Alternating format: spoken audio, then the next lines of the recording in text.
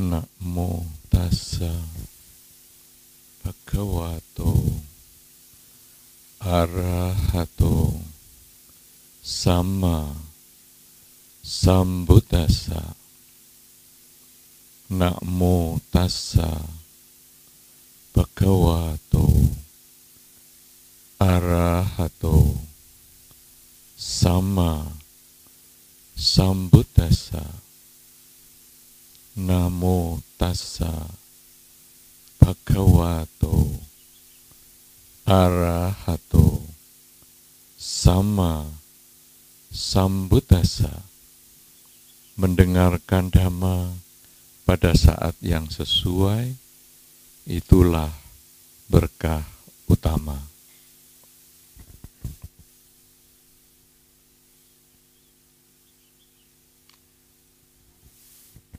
Bhikkhu Sangha yang sangat saya muliakan, para Atta Silani yang saya hormati, para Romo Ramani, saudara-saudara semua yang hadir dari berbagai tempat yang berkumpul di Wihara Bodhigiri, dan juga saudara-saudara yang menyaksikan acara ini dimanapun Anda berada, juga termasuk yang menyaksikan dokumentasi acara ini ketika acara ini sudah selesai berlangsung, tetapi Anda masih menyaksikan. Satu kebahagiaan kita bisa bertemu pada kesempatan ini. Semoga Anda semua selalu berbahagia, selalu sehat, dan dapat tercapai segala yang diharapkan. Saudara-saudara, kita berkumpul pada kesempatan ini adalah untuk melaksanakan sanggadana di masa Katina. Sebagaimana yang kita ketahui bahwa Katina adalah nama bulan saat para biku mempunyai kesempatan yang diizinkan oleh Sang Buddha untuk menerima kebutuhan pokok seorang biku, yaitu bisa jubah, kebutuhan sandang, bisa makanan, kemudian bisa tempat tinggal, jadi mungkin selimut, bisa didanakan, itu adalah bagian dari tempat tinggal. Kemudian ada juga yang mungkin berdana, satu bangunan juga ada di masa Katina seperti ini untuk tempat tinggal para biku. Kemudian obat-obatan atau sarana kesehatan. Minimal ada 4 macam dana yang dapat dipersembahkan kepada para biku. Saudara-saudara, dalam pengertian Dhamma, orang kadang bertanya, kita ini kalau mau berbuat baik, apa ya? Apa saja daftar kebajikan yang kita bisa lakukan? Karena kita biasanya kalau sudah belajar Dhamma kan biasanya kita kepingin berbuat baik. Nah kalau kita ingin berbuat baik, kita tanya, perbuatan baik ini apa aja yang kita bisa lakukan? Dharma ini tidak sulit, Dharma ini sangat mudah, sangat sederhana, dan Anda dapat segera laksanakan atau bahkan Anda sudah biasa melaksanakan di dalam kehidupan sehari-hari. Perbuatan baik di dalam Dhamma itu hanya 3 hal. Cukup 3, tidak lebih dari itu. Yaitu kerelaan, seperti berdana pada kesempatan ini, kemudian kemoralan, melaksanakan pengendalian diri. Bagi para umat Buddha biasanya ada 5 pengendalian diri, tidak membunuh, tidak mencuri, tidak berzina, tidak bohong, dan tidak mabuk-mabukan. Kemudian yang ketiga adalah mengembangkan kesadaran setiap saat. Jadi cuma 3. Ada yang tanya, loh kok cuma 3? Cuman kerelaan, kemoralan, dan pengembangan kesadaran. Kok enggak banyak-banyak? 3 saja kalau dijalani, butuh waktu lama itu untuk melatih. Tetapi 3 ini langsung untuk mengatasi dasar akar perilaku kita. Karena akar perilaku kita itu juga 3 hal.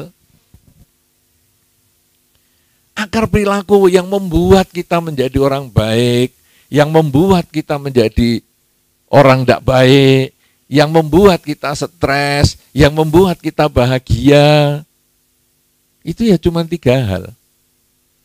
Yaitu ketamaan.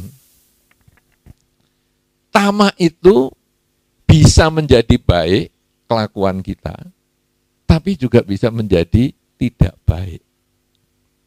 Misalnya, tamak nama baik. Wah, kemudian dia berdana wihara, kan dalam rangka Katina ini kemudian dia berdana wihara, diumumkan pada saat acara Katina, ini loh, saya membangun sebuah kuti biku misalnya. Wah, semua orang menghormat, memuja, hebat ini dananya besar sekali. Itu adalah ketamaan. Bisa untuk berbuat baik. Tapi ketamaan juga bisa untuk berbuat tidak baik. Misalnya, saya kepingin sukses dengan segala macam cara. Wah, sukses dengan segala macam cara ini apa? Ya, mungkin saya punya keris untuk meningkatkan wibawa.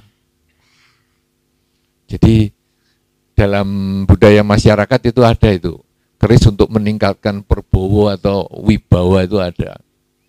Jadi supaya omongannya bisa didengar orang, kemudian kelakuannya bisa diterima di dalam masyarakat itu, kemudian dia bawa keris perbawa itu.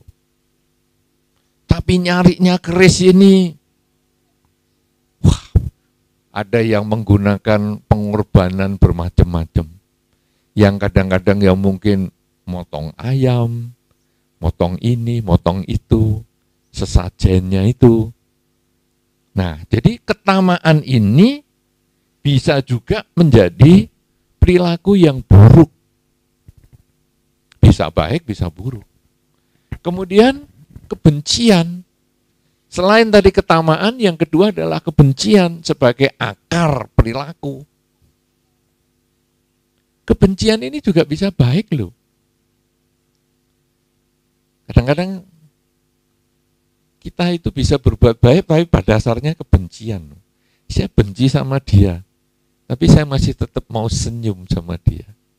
Padahal senyumnya itu sebetulnya ya agak maksa juga ya. Nuarik pipi pakai kawat ya. Tapi pokoknya ben kita kelihatan bagus lah. Biar apa? Ya perjuangan untuk menunjukkan bahwa ini loh saya tidak benci. Tapi sebetulnya kita penuh kebencian. Itu yang orang di kita mengatakan itu orang munafik itu. Ya, jadi kowe toke wah senyum ketoke baik, wandap asor lemah lembut, tapi ternyata bendol mburi nutuk belakang, ya main jebakan dan lain sebagainya. Dan kita itu kalau dijebak dengan halus itu kadang kita tidak merasa. Kita merasa itu teman baik, kita merasa itu sahabat, nggak taunya gigit dari belakang. Nah, kejahatan bisa muncul dari kebencian. Tapi kebaikan juga bisa muncul dari kebencian yang seperti tadi itu. Jadi kita benci sama orang itu, tapi kita bisa berbuat baik. Bahkan kadang-kadang, misalnya ada orang benci sama satu umat Buddha yang, wah terkenal donatur ini. Nah, di masa Katina seperti ini, dia berdana, tadi yang saya sampaikan, berdana kuti biku.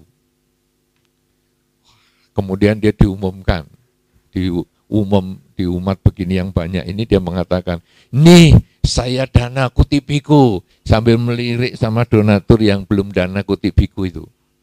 Jadi dia ada kebenciannya sama si A, dia ngalahkan, tapi dengan cara berbuat baik. Itu bisa. Nah, kalau yang tadi kebencian diwujudkan dengan kebencian gampang. Jualan tetangga lebih ramai daripada kita. Wah, sudah. Kok bisa ya dia lebih ramai dari saya ya? Sebari apa ini enaknya? Nah, ya, sebari sedikit mantra-mantra, kemudian ada beberapa media begitu, terus langsung sana tokonya kelihatan tutup. Jadi pelanggan tuh kalau liwat, tokomu kok tutup terus toh? Nah, kenapa? Karena kita sebar ini menjadi seperti ada nutup begitu. Karena kebencian kita bisa melakukan kejahatan itu sudah normal. Tapi kebencian kita melakukan kebaikan, kadang-kadang kita juga melakukan itu. Nah, kalau kegelapan batin ini sebetulnya ketidaktahuan bahwa hidup itu selalu berubah. Agama Buddha ini diajarkan Sang Buddha 45 tahun. Setiap hari Sang Buddha ceramah bisa 6 kali. Kalau sehari ceramah 6 kali, 1 bulan 180 kali. 1 tahun sudah 1000 lebih. 45 tahun ya 45 ribuan. Tetapi yang tercatat ternyata bisa 84 ribu. Itu kalau sedemikian banyak khotbah Sang Buddha itu disingkat, disederhanakan, itu isinya adalah hidup ini berisi perubahan. Hidup ini tidak kekal. Sesuaikanlah, hadapilah ketidakkekalan itu. Kalau kita mengingat, kenapa Pangeran Siddhartha meninggalkan istana? Karena Pangeran Siddhartha itu melihat hidup yang tidak kekal. Ada tua, sakit, dan mati. Jadi ketika menjadi Buddha yang ditemukan adalah memang hidup tidak kekal, kita tidak perlu timbul ketamaan, tidak perlu timbul kebencian, menyesuaikan diri dengan itu. Nah, jadi sekarang kita punya 3 akar perilaku, ketamaan, kebencian, dan kegelapan batin. Kita punya 3 perbuatan baik, kerelaan, kemoralan, dan kesadaran atau konsentrasi. Nah, masing-masing ini ada jodohnya. Jadi, ketamaan ingin selalu dekat dengan apa yang kita sayangi, tidak mau berpisah dengan yang kita sayangi, ini dilawan, diatasi dengan kerelaan. Jadi, ketika segala sesuatu yang kita sayangi itu berdekatan dengan kita, yang kita sayangi itu bisa orang, bisa binatang, bisa benda, bisa suasana, ya, apa saja yang kita sayangi. Kalau orang ya kita jelas ya, mungkin anak, pasangan hidup dan lain sebagainya. Kemudian kalau benda, mungkin kita sayang sama perangkat HP kita misalnya. Kalau lain-lain misalnya suasana, kita sayang dengan suasana tenang, sunyi misalnya, ya. Itu suatu ketika yang kita sayangi itu suatu ketika pasti berpisah dengan kita. Ketamaan itu membuat kita ingin selalu dekat dengan keluarga kita, anak kita atau pasangan hidup kita, dekat dengan perangkat HP kita, perangkat elektronik kita. ingin dekat dengan suasana ayem, tentrem, damai, tenang, bahagia. Itu yang kita ingin dekat. Kenyataannya kita pasti bisa terlepas karena hidup ini tidak kekal. Nah, jadi kita diajar kerelaan. Kerelaan ini kita diajarkan dari Anda masih sekolah minggu. Anda ngelewati sekolah minggu nggak dulu ya? Atau langsung sekolah Senin, sekolah Selasa? Senin sampai Sabtu, malam minggu tidak sekolah minggu. Ya, nah jadi kita yang sekolah minggu itu kan diajari kerelaan. Misalnya ada lagu Dana Paramita terus merelakan sebagian dari uang saku kita. Itu adalah latihan. Kemudian ketika ada di wihara, ada biku tinggal atau apa, kemudian kita berdana makan. Ini adalah kerelaan. Kemudian ada masa katina seperti ini, kemudian kita berdana 4 kebutuhan pokok para biku. Kita dilatih untuk mengembangkan kerelaan.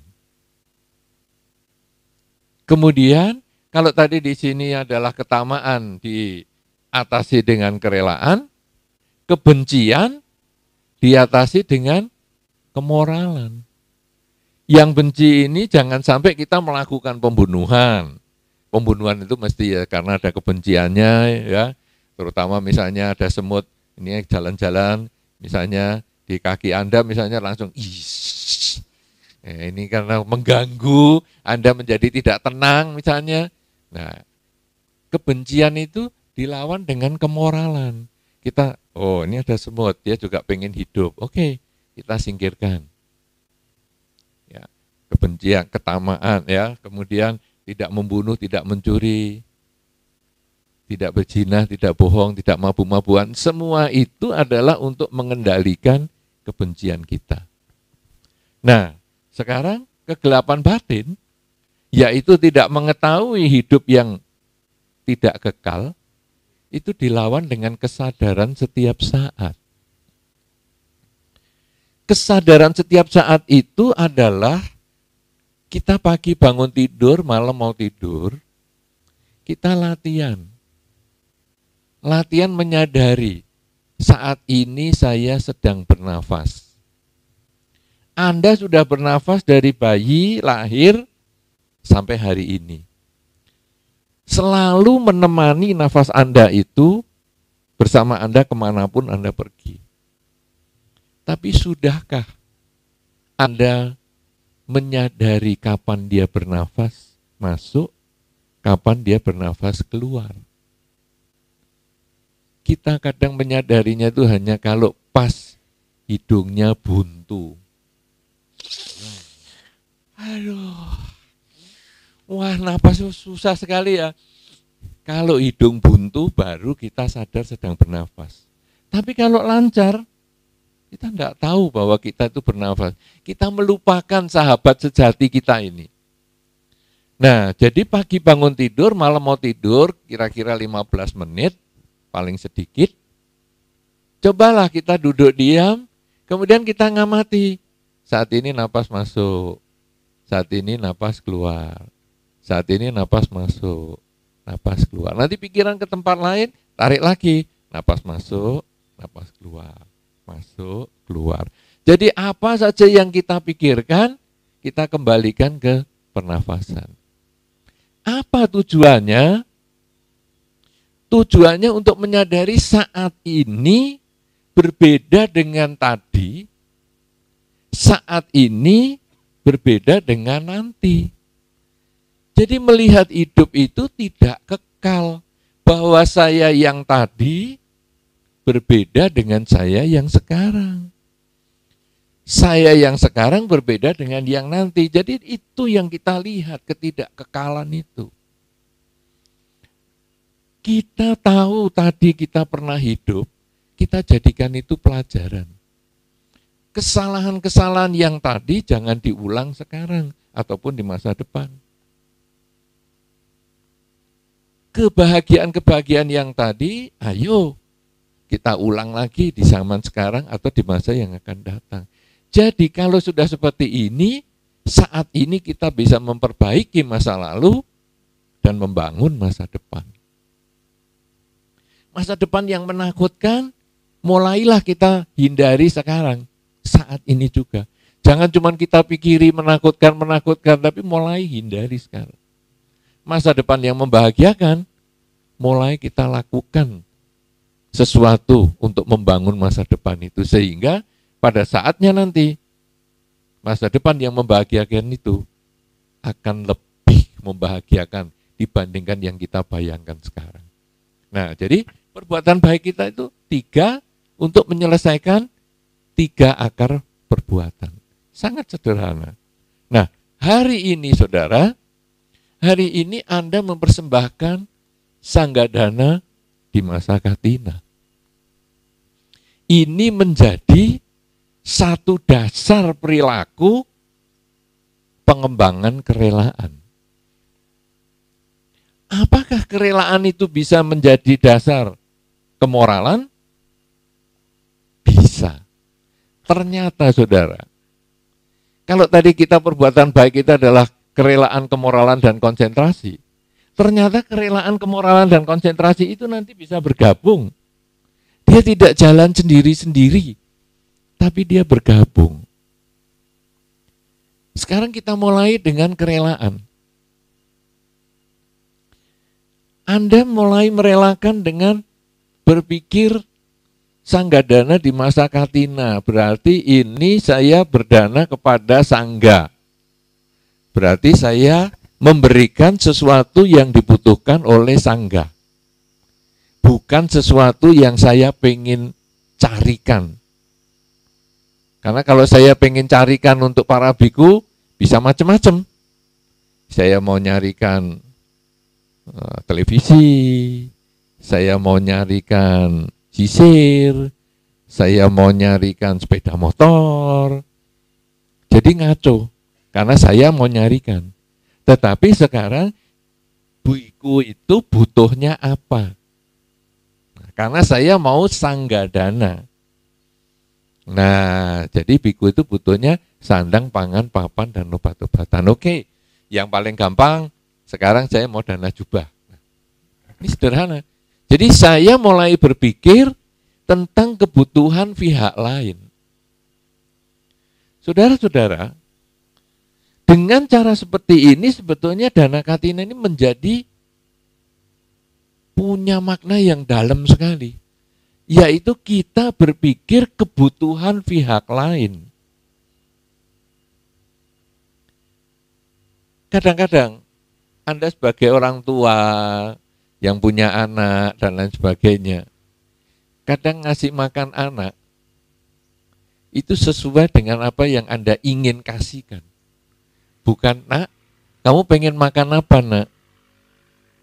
Tapi adalah, nak, kamu harus makan ini.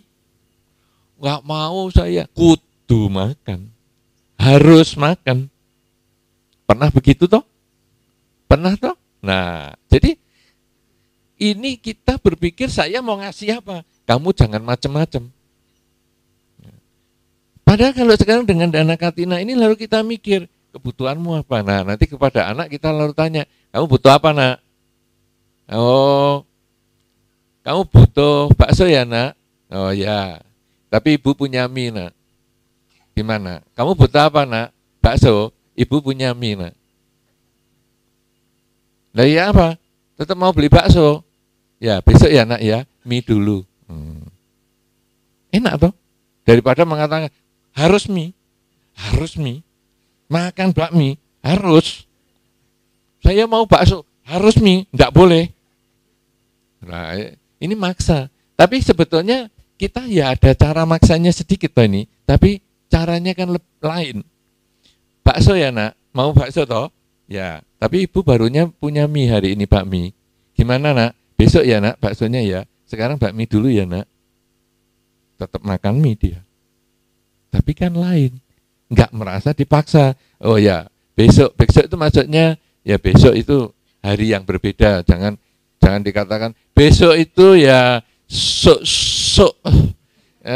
ya bisa seminggu lagi, bisa sebulan lagi, bisa setahun lagi. Itu nipu cah cili itu ya. Jadi besok itu maksudnya ya hari ini misalnya Sabtu, ya Minggu begitu. Nah, jadi kita tetap memberikan apa yang kita maui, tetapi dengan cara yang baik. Nah, saudara-saudara, ini adalah kita berusaha berpikir apa sih yang dibutuhkan orang lain. Begitu kita bisa berpikir apa yang dibutuhkan orang lain, apakah yang dibutuhkan oleh makhluk lain, maka yang muncul adalah kemoralan. Tidak membunuh, itu bukan karena saya tidak kepingin membunuh. Tetapi makhluk itu tidak pantas saya bunuh. Kenapa? Karena bukan saya yang menghidupi makhluk itu. Jadi saya tidak pantas, tidak layak membunuh makhluk itu. Nah, jadi kita mulai berpikir yang lain. Seandainya makhluk itu saya, gimana ya? Oh ya, dia itu masih membutuhkan hidup bebas. Oh ya sudahlah, semoga dia bahagia. Nah, jadi dari berpikir kerelaan apa yang dia inginkan, jadilah kemoralan. Tidak mencuri, itu juga kerelaan. Jadi kita lalu berpikir, ya orang ini kan masih membutuhkan barang itu. Kalau begitu, saya tidak mengambil barang yang tidak diberikan secara sah. Jadi ternyata kerelaan ini masuk menjadi dasar kemoralan.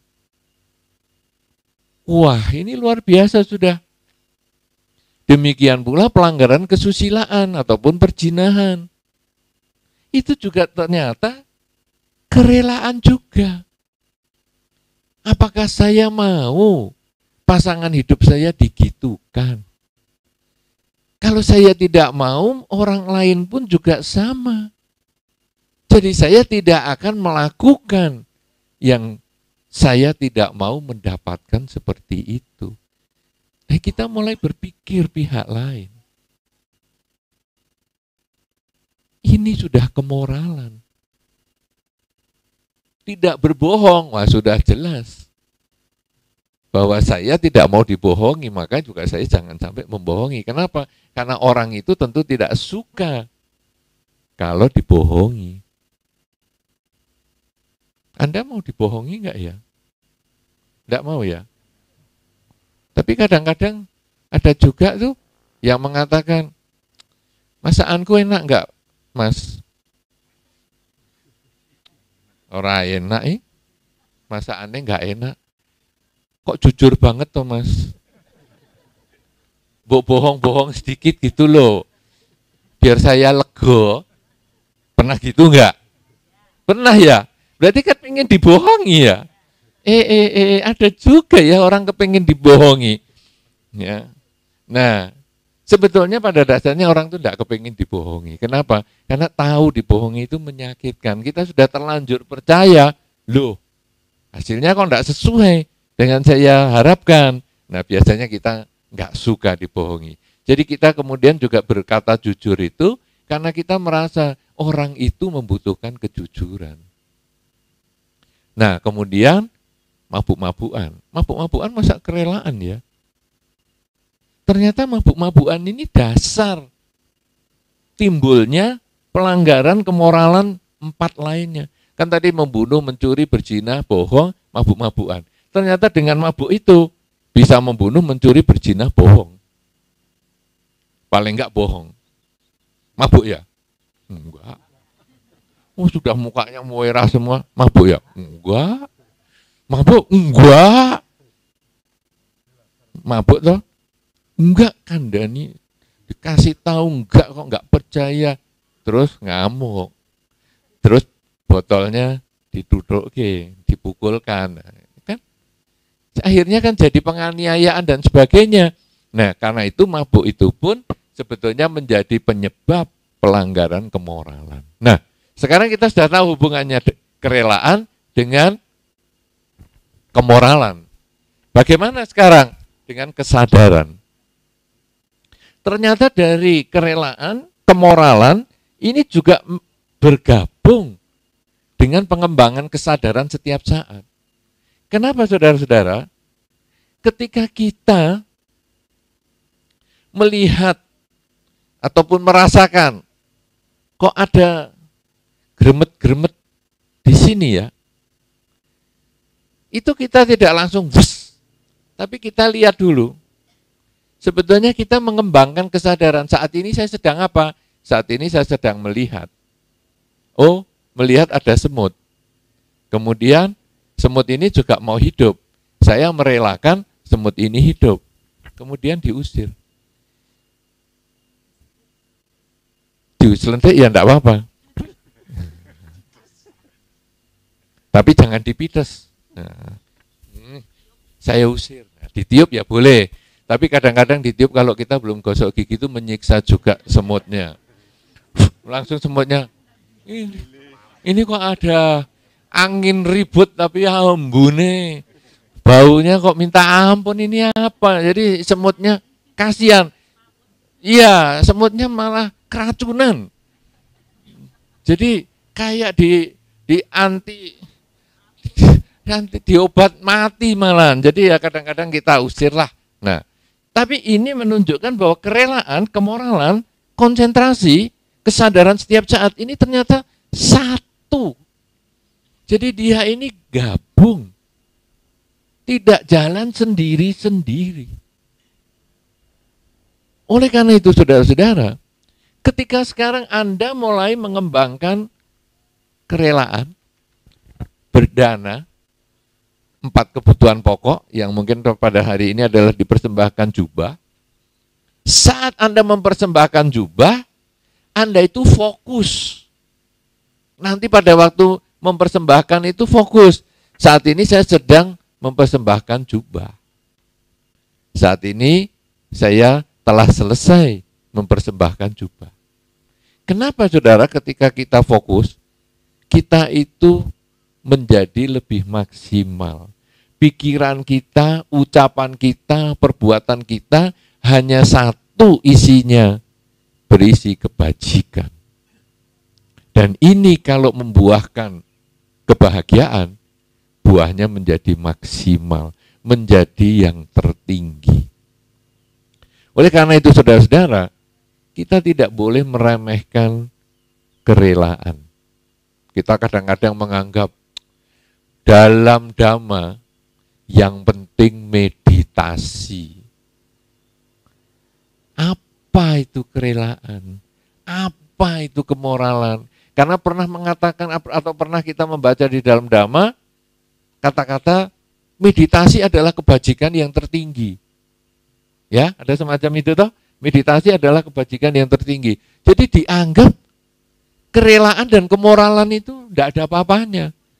Ketika kita tidak melewati kemoralan, ketika kita tidak melewati kerelaan, maka kesadaran setiap saat itu tidak berkembang. Meditasinya tidak berkembang. Tapi ketika kita sesuai dengan urutan kita ada kerelaan, kemoralan, konsentrasi, maka kesadaran kita menjadi meningkat. Oleh karena itu, ketika kita kemudian berdana katina ini, inilah kesempatan kita mengembangkan kerelaan, kemoralan, dan konsentrasi. Kemoralannya kapan? Tadi ketika Anda mulai juga meminta tuntunan sila. Itu penting. Kenapa? Karena kebajikan itu membutuhkan beberapa persyaratan supaya kita mendapatkan hasil yang maksimal. Bahwa kebajikan itu akan maksimal hasilnya kalau dari si pelaku, dari si pembuat kebajikan mempunyai kemoralan yang baik. Jadi tidak membunuh, tidak mencuri, tidak berzina, tidak bohong, dan tidak mabuk-mabukan. Wah, tadi saya di jalan sempat nubruk kucing, Bante. Mati. Bagaimana nih? Apakah sila saya menjadi tidak baik? Sudah diperbaiki tadi waktu acara mulai meminta tuntunan sila. Jadi sejak acara mulai, jangan bunuh yang lain-lain dulu. semut dan lain-lain, jangan. Kenapa? Karena ketika kemoralan kita baik, mempersembahkan dananya itu menjadi maksimal. Dari sudut pemberi.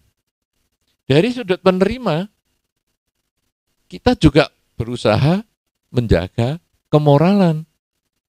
Ya, para biku mempunyai aturan kemoralan untuk para biku juga.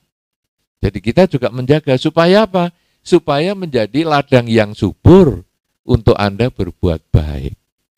Ini adalah kemoralan. Jadi masing-masing pihak punya kemoralan. Kemudian supaya persembahan sanggadana Anda itu menjadi maksimal, maka dana yang diberikan itu hasil dari menjaga kemoralan, bukan dari pelanggaran kemoralan. Misalnya apa? Berdana, tapi hasil ngambil uangnya tetangga. Berdana, hasil ngambil ayamnya tetangga. Nah, ini berarti dananya tidak sempurna. Niat Anda baik, tetapi yang diberikan itu tidak sempurna. Kemudian, ketika nanti Anda mempersembahkan, baik yang secara langsung ataupun yang sudah tidak langsung, yaitu sudah dipersembahkan pada waktu sebelum acara ini berlangsung misalnya, punya pikiran yang baik. Jadi bukan malah berpikir, ini kalau saya berdana jubah, teman saya sebelah juga berdana jubah, satu deret ini juga berdana jubah, bikunya cuma 3, ini jubah-jubahnya mau untuk apa ya?